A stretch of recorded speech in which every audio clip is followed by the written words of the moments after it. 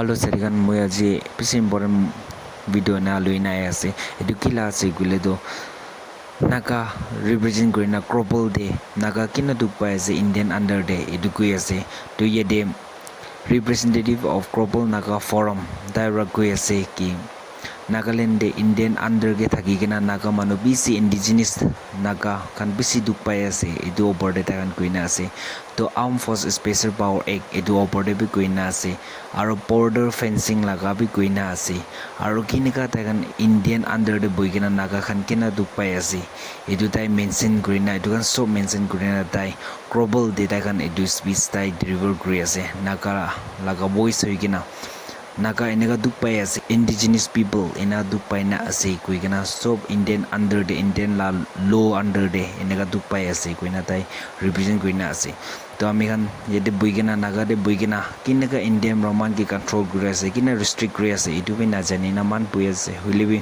edu video huna bijide kiman man restrict kuina ase Indian bra aro kina dukpai na ase edu an man sob janibo to bisi deri na ragina video do exalo.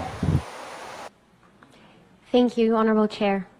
I am honored to address this forum today as a representative of the Unrepresented Nations and Peoples Organization, speaking on behalf of the Naga people.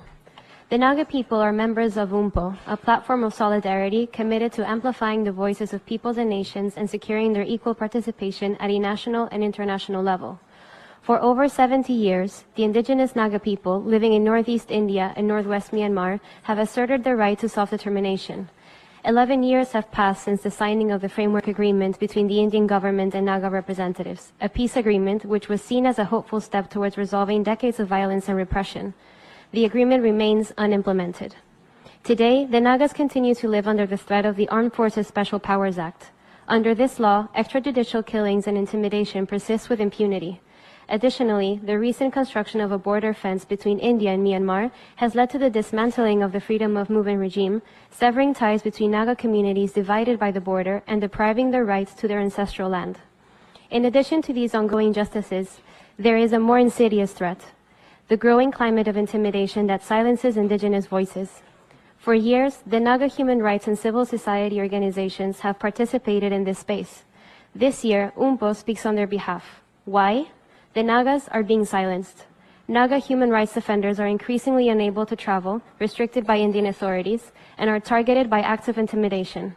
Their safety is at risk because speaking out can, and often does, lead to reprisals.